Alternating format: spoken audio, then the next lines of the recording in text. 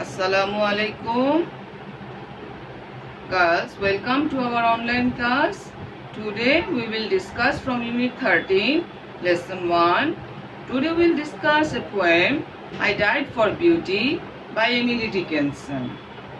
I died for beauty, but was scarce, adjusted in the tomb, when one who died for truth was laid in an adjoining room. He questioned softly why I failed. For beauty, I replied, and I for truth, and the two were one. We brethren are, he said, and so, as kinsmen met tonight, we talked between the rooms until the moss had reached our lips and covered up our names. Girls, here are some word meaning. Scarce, that meaning rare, occasional. Then tomb, that meaning grave. A large vault or for burying the dead. Next word lane, that means remain, stay, and be kept in a specified state. Brethren, that means fellow, brother or partner. Moss, that means a small flowerless green plant that lacks true roots. That's all. Now we will know something about the poet Emily Dickinson. Emily Dickinson was an American poet. She was born in Amherst, Massachusetts, into a prominent family with strong ties to its community. She was born in December 10, 1830, and she is the most original poet of all time. She took definition as her province and challenged the existing definitions of poetry and the poet's work. Like writers such as Ralph Waldo Emerson, Henry David Thoreau, and Walt Whitman, she experimented with expression in order to free it from conventional restraints. Like writers such as Charlotte Bronte and Elizabeth Barrett Browning, she crafted a new type of persona for the first person.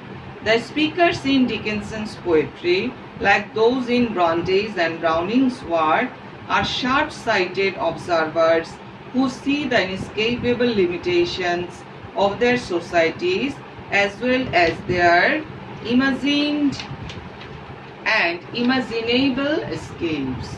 To make the abstract tangible, to define meaning without confining it, to inhabit a house that never became a prison, Dickinson created in her writing a distinctively elliptical language for expressing what was possible but not yet realized.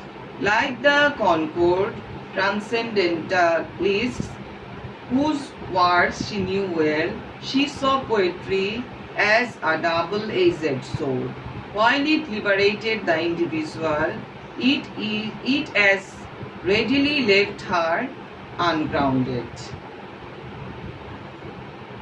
The literary marketplace, however, offered a new ground for her work in the last decade of the 19th century.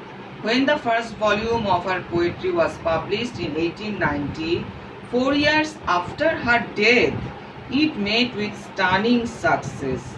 Going through 11 editions in less than 2 years, the poems eventually extended far beyond their first household audiences.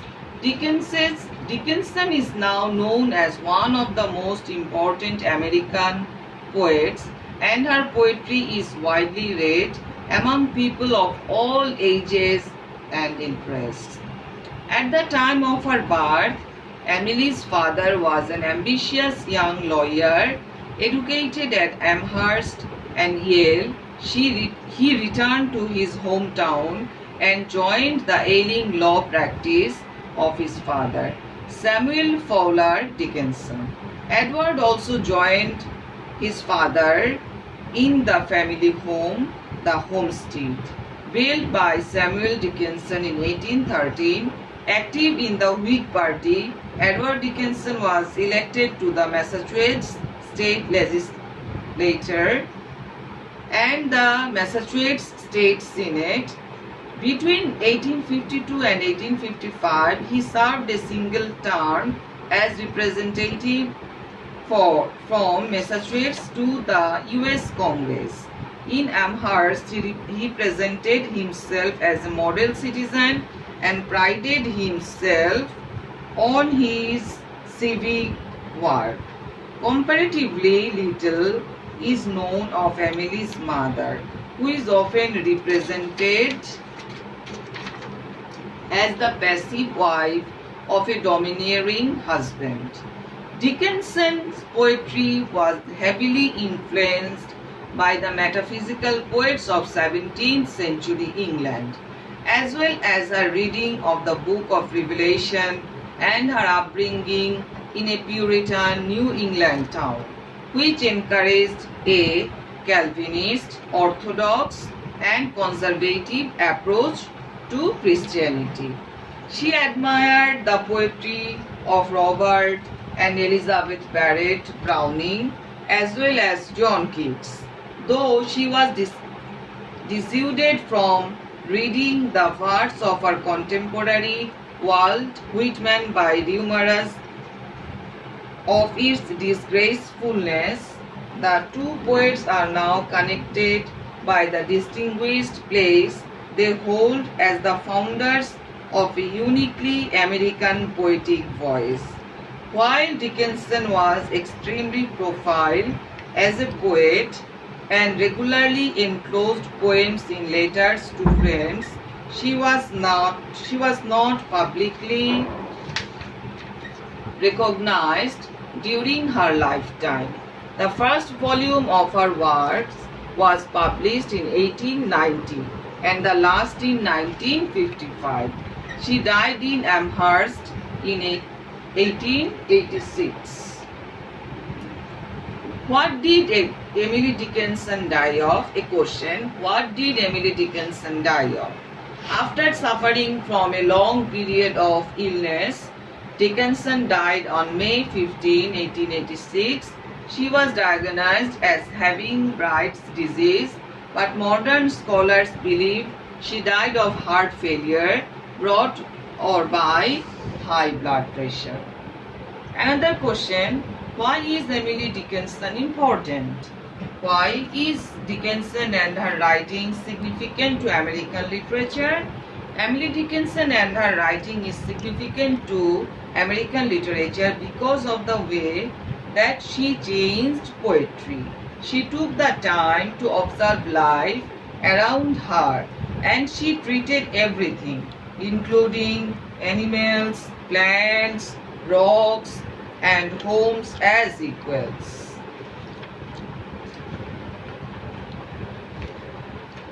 Emily Dickinson's poem, I Died for Beauty, is an allegorical word that depicts someone who died for beauty interacting briefly with someone who died for truth. The length is only 3 quatrain, 4-line stanza, and the themes of death, beauty, and truth are frequent in her work. In I Died for Beauty, Dickinson adopts a first-person approach to her narrative set in a tomb. It tells of a conversation between two newly entombed figures. In I Died for Beauty, the speaker declared that she died for beauty and she was placed in her tomb. Another person is placed in a nearby room. The poem begins with a paradoxical tone of a dead person speaking. Here the dead comprises the beauty. The first stanza speaks about the burial of beauty in a proper manner. She is being adjusted in the tomb carefully and lovingly. As she is late, a company arrives beside her. Tom, Truth, is her new neighbor. The second stanza is the discourse between the one who died for beauty and the one who died for truth. Sensing the presence of beauty beside his Tom, Truth inquires about her cause of death. He addresses her slowly and genuinely, understanding that he was touching on a sore topic. He speaks softly to her. Then Beauty gives a reply, listening to which Truth connects himself to the cause. He calls them brethren, as both of them had given up their life for the fundamental they believed in. The bond formed between the Jews is discussed in the final stanza. Though they had only met, they began to share a relation of kinsmen immediately. Like a long lost sibling, they continued talking for a long time. But finally, they had to stop as their mortal body starts decaying and gets covered with moss. And the theme of the poem, Dickinson's I died for beauty but was scarce, has a recurring theme of death. The speaker of the poem has died and explains that they have died for beauty. The idea behind the phrase but was scarce implies that the speaker died for a purpose but failed in their objective. The speaker mentions another person who died for the purpose of truth. This person is buried beside the speaker, and they, the speaker and their other person, discuss death. They both conclude that death is a form of failure. The one who died for truth asks why he died. The speaker says for beauty. The other supposes he also dies for truth and that truth and beauty are one in the same. The two believe that since they have failed in life, they are almost like brothers. They spend the rest of eternity conversing about their failure. The general moral of this poem is that one should not waste their entire life trying to reach a goal that will only end in failure. The other person mentioned in the poem died searching for some truth, while the speaker died searching for lost beauty. Dickinson implies that the ultimate failure of a long sought after goal is death. Girls, I think you have understood the theme.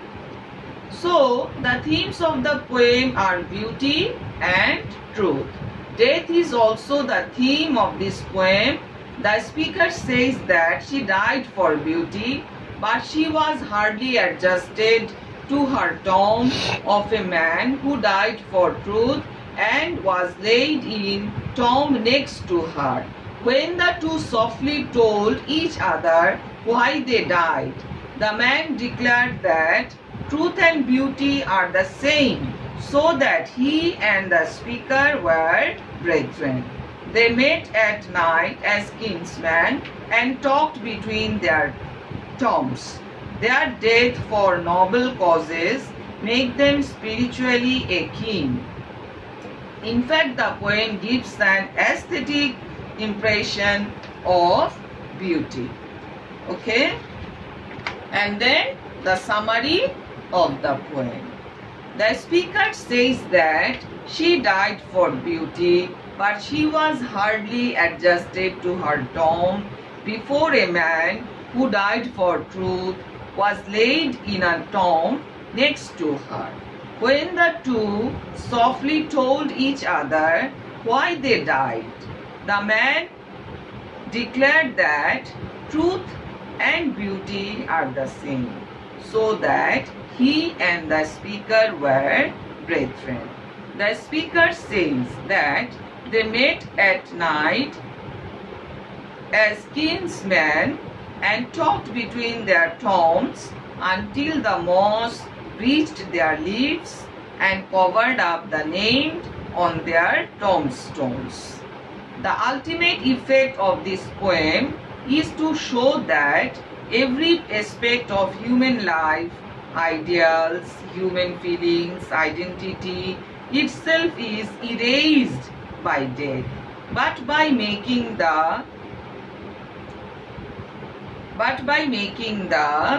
creature gradual, something to be adjusted to in the tomb, and by portraying a speaker who is untroubled by her own grim state, Dickinson creates a scene that is by turn grotesque and compelling, frightening and comforting. It is one of the most singular statements about death, and like so many of Dickinson's poems, it has no parallels in the work of any other writer. Okay girls, I think you have understood the poem summary, theme. Okay, that's all for today.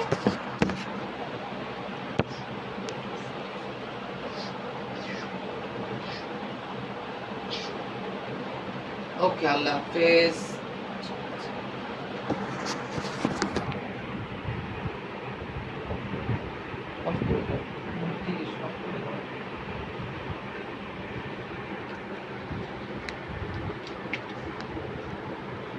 আমি জিজ্ঞেস করবো এখনই পাঠাই দিব